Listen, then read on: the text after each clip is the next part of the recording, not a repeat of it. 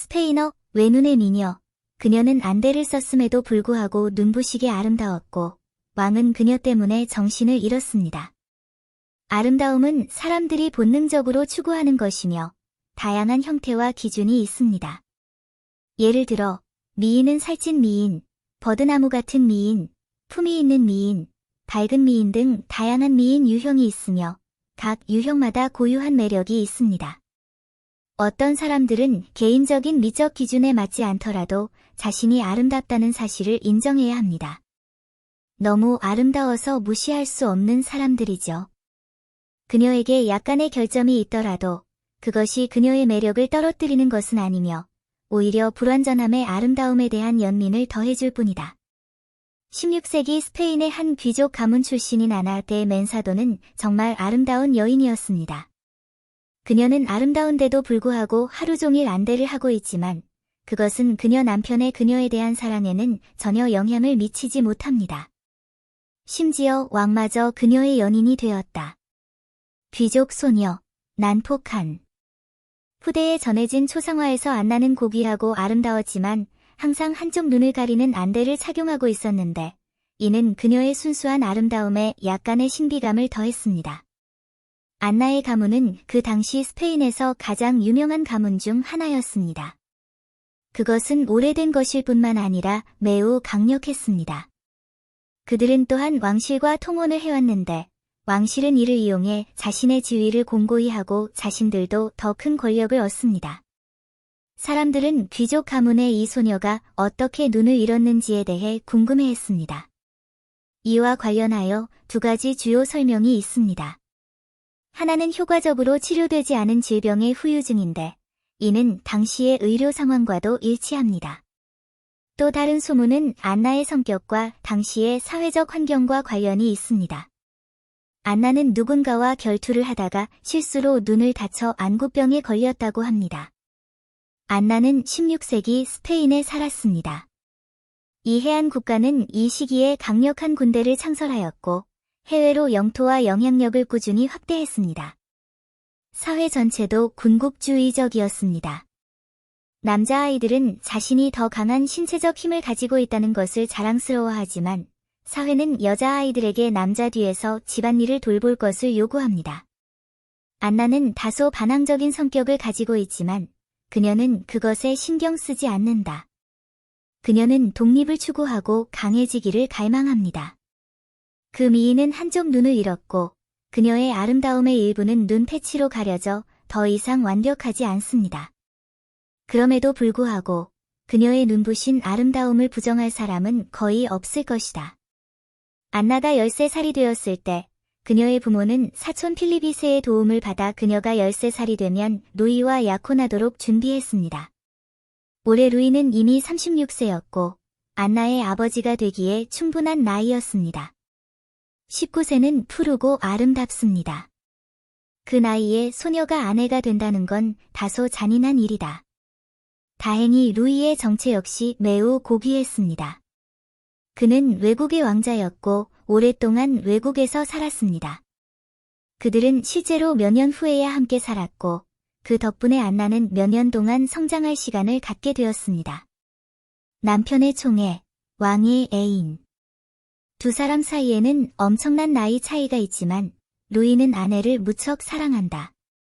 안나는 눈부시게 아름다울 뿐만 아니라 박식하기도 합니다. 그녀는 유력한 가문에서 자랐고 궁전을 자주 드나들었습니다. 그녀가 보고 아는 것은 일반 여성의 수준을 넘어선 것이었습니다.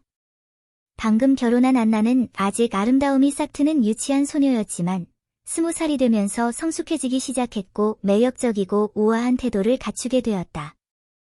안나와 그녀의 남편이 사랑스러운 결혼 생활을 즐기는 동안 스페인은 프랑스에서 온 엘리자베스 공주라는 새로운 여왕을 맞이했습니다. 여왕은 국왕의 사촌으로 국왕보다 18살 어리다. 14세의 여왕은 부모를 떠나 외국으로 갔습니다. 그녀는 정신적으로 외로움을 느꼈고 삶에 천천히 적응해야 했습니다. 왕은 아내를 행복하게 하기 위해 비슷한 나이의 사촌 안나를 궁궐로 불러들여 왕비의 수석시녀로 임명했습니다. 엘리자베스는 안나를 매우 좋아했습니다. 안나는 똑똑하고 활기차고 사려 깊었기 때문입니다. 두 사람은 오랜 시간을 함께 보내면서 깊은 관계를 발전시켰고 종종 매우 가깝게 지내기도 했습니다. 동시에 필립2세와 안나는 함께 시간을 보낼 수 있는 기회가 더 많아졌습니다. 그가 생각하는 안나는 아름다운 사촌이자 오른팔의 아내에서 점차 변화했습니다. 왕으로서 그는 여인이 부족하지 않았지만 그는 눈앞에 있는 외눈박이 미녀를 놓치고 싶지 않았습니다. 물론 그에게도 걱정거리는 있었습니다. 아내와 부하 직원들의 감정을 완전히 무시할 수는 없었으니까요. 하지만 안나를 떠올리자 필립2세는 마침내 이성을 접고 안나를 연인으로 곁에 두었습니다. 진실은 감출 수 없으며 여왕은 곧 그것에 대해 알게 되었습니다. 그녀는 그것을 받아들이기 힘들었고 그때부터 그녀와 안나는 멀어지게 되었습니다. 몇 년 후 계속되는 출산의 고통을 더 이상 견딜 수 없었던 여왕은 막내 아들이 죽은 지 얼마 되지 않아 사망했습니다. 하지만 루이는 아내와 왕 사이의 불륜에 영향을 받지 않았고 여전히 안나를 사랑하고 보살폈습니다. 두 사람은 10년이 넘는 세월 동안 10명의 아이를 낳았습니다. 안나는 건강하다는 걸 꼭 말해야겠어요. 남편 사망 시까지 구금. 루이가 죽었을 때 안나는 33세였습니다. 사랑하는 남편과의 이별의 슬픔을 느낀 그녀는 군중에서 벗어나 수도원에 가서 영적인 트라우마를 치유하기로 했습니다. 3년이 눈 깜짝할 새에 지나갔고 안나는 마침내 상류사회에 다시 나타났습니다. 시간은 사람들에게 사랑받기도 하고 미워받기도 한다. 그것은 사람들이 소중히 여기는 사람과 물건을 앗아갈 수도 있고 사람들의 마음속 상처를 치유할 수도 있습니다. 안나가 다시 대중 앞에 모습을 드러냈을 때는 거의 40살이 되어 있었지만 그녀는 여전히 예전처럼 매력과 빛을 발하고 있었습니다. 그녀는 군중 속에 서서 여전히 가장 눈길을 끄는 사람이었습니다. 안나는 안토니오라는 남자와 비밀리에 사랑에 빠졌습니다. 한 사람은 키가 크고 잘생겼고 다른 한 사람은 성숙하고 매력적이었습니다. 잘생긴 남자와 아름다운 여자가 함께 서 있는 모습은 눈을 즐겁게 했습니다. 두 사람은 나이가 같고 언어도 같습니다. 한 명은 수십 년 동안 궁궐에 몸담아온 여성이고 다른 한 명은 높은 지위에 있는 유력한 관리입니다.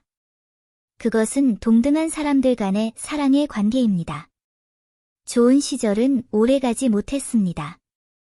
이 비밀스러운 연애는 안토니오의 정치적 적 후안에게 발각되었다.